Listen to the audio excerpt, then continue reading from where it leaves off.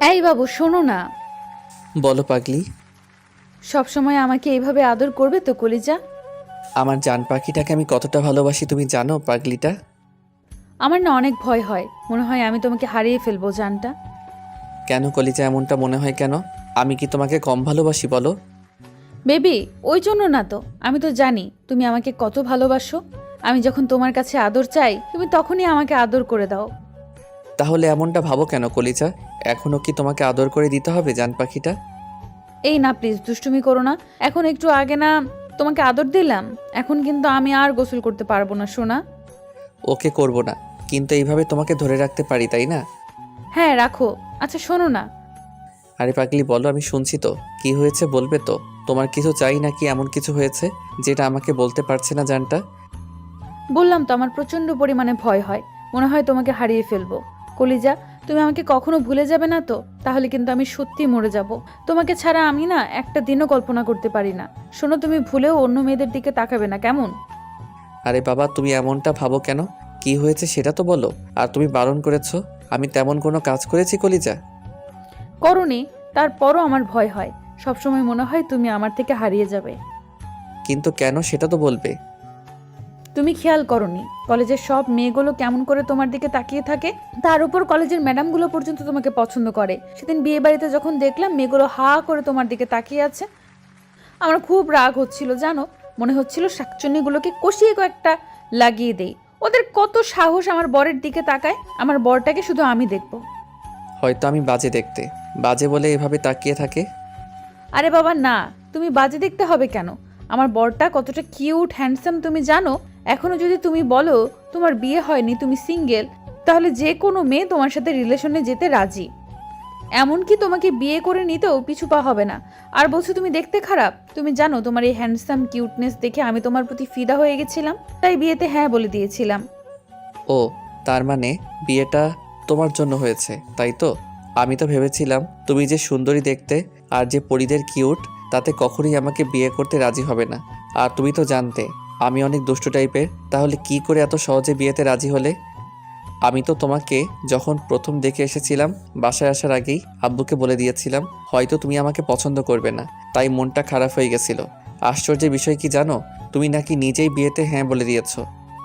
সবটা জানার পর আমি না অবাক হয়েছিলাম, আমার বিশ্বাসই হচ্ছিল না। তুমি তো আমাকে ভালোই বাসো না, বিশ্বাস করবে কেমন করে? কে বললো ভালোবাসি না? এখন তো প্রচণ্ড পরিমাণে ভালোবাসি, থাকতে পারি না তোমাকে ছাড়া। দেখো তোমাকে ভালোবাসি বলেই তোমার কতটা কাছে আছি। আচ্ছা তোমার আদর লাগবে বলো, এখন আমি অনেক আদর করে দিব। তবু এমন কথা বলো না পাগলি। না বললাম না, আমার এখন আদর লাগবে না। তোমার করতে ইচ্ছে করলে তুমি করতে পারো, আমি তোমাকে কখনো বারণ করিনি। আচ্ছা শোনো না, তুমি যদি আমাকে ভালোবাসতে না, তাহলে সামান্য বিষয়টা তুমি বুঝতে পারতে, জানো তো। সামান্য বিষয় মানে? কি বিষয় কলিজা, একটু বলবে আমাকে? আমি না তোমার কথার আগাগোড়া কিছুই বুঝতে পারছি না। আরে বাবা, তুমি কেন বুঝতে চাইছো না? আমি শুধু সেদিনই তোমাকে প্রথম দেখিনি, তোমাকে আরো আগেও দেখেছিলাম। আর সেদিন তোমাকে প্রথমবার দেখে আমার ভালো লেগে গেছিল, তাই তোমার খোঁজ খবর নিয়ে তারপর তোমার পেছনে আমার কয়েকজন লোক লাগিয়ে রেখেছিলাম। বোঝার চেষ্টা করেছিলাম যে তুমি কারোর সাথে রিলেশনে আছো কি না। যখন জানতে পারলাম তুমি একটু দুষ্টু টাইপের বলে তোমার সাথে কেউ রিলেশন করে বেশি দিন টিকিয়ে রাখতে পারে না, তখন আমার বেশি হাসি পেয়েছিল।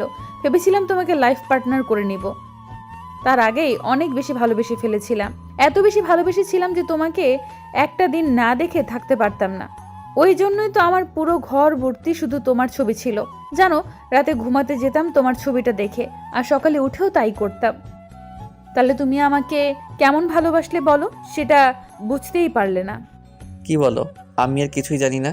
আর তুমি আমাকে একটাবার বলতে পারোনি যে আমার পাগলিটা আমাকে এত ভালোবাসে, সে আমাকে বিয়ের আগে থেকে ফলো করে। আমি যদি অন্য কাউকে ভালোবেসে ফেলতাম তাহলে কি হতো পাগলি? আমার বিশ্বাস ছিল এমনটা কখনোই হবে না, কারণ আমি জানতাম তুমি একটু দুষ্টু, তাই মেয়েরা তোমার সাথে রিলেশন টিকিয়ে রাখতে পারে না। আর আমি ছিলাম কি করতে? আমি তো সব সময় তোমাকে ফলো করতাম। যদি তেমন কিছু হতো তাহলে জোর করে তুলে নিয়ে গিয়ে বিয়ে করে নিতাম তোমাকে। আমি কি মেয়ে যে তুমি আমাকে জোর করে উঠিয়ে নিয়ে গিয়ে করতে? আমি অন্য কাউকে ভালোবাসলে তুমি আমাকে কি করে নিজের করে নিতে পারতে বলো? জানি না, তারপরও আমার বিশ্বাস ছিল জানো তো, তুমি অন্য কাউকে ভালোবাসতেই পারো না, কারণ প্রথমবার দেখাতেই আমার মনে হয়েছিল তুমি শুধু আমার জন্য তৈরি হয়েছো, অন্য কারো জন্য না।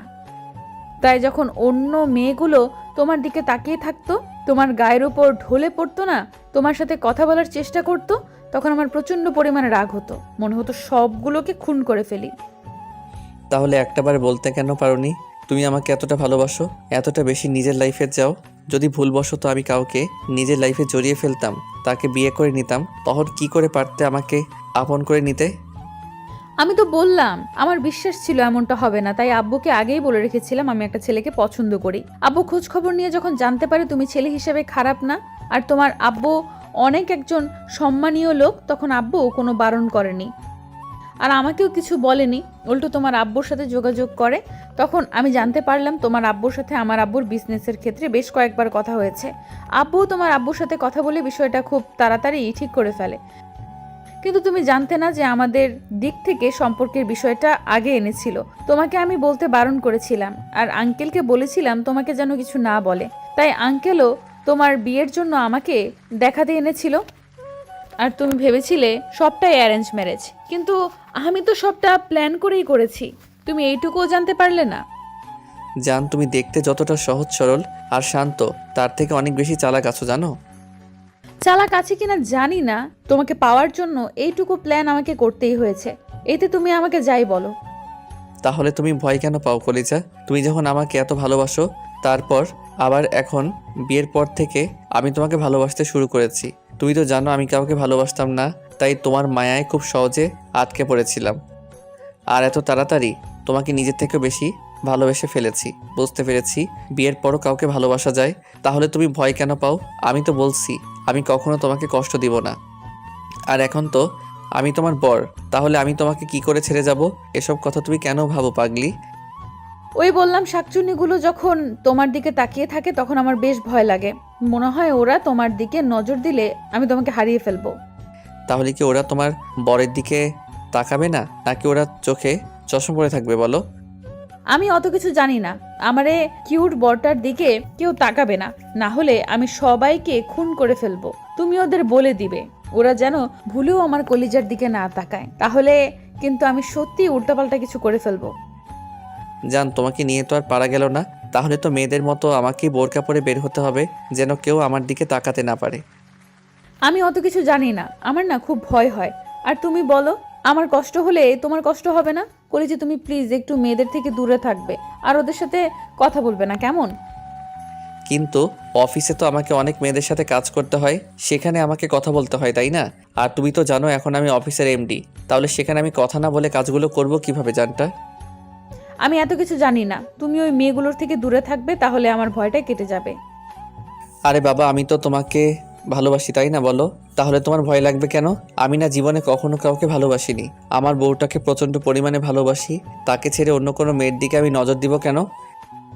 এখন কাজের ক্ষেত্রে তো আমাকে কথা বলতেই হয়, কিন্তু তুমি আমাকে এইটুকু বিশ্বাস করতে পারো যে তোমার কলিজাটা অন্য কারো হবে না। আচ্ছা, তাহলে যখন আমি থাকবো না, তখন তুমি কি করে থাকবে জান? এই জানটা প্লিজ এমন কথা বলিও না। তোমার কিছু হওয়ার আগে আমি নিজে শেষ হয়ে যাব। আমি উপরওয়ালার কাছে সবসময় চাই তোমার কিছু হওয়ার আগে আমি এই পৃথিবীর মায়া ত্যাগ করে চলে যাই।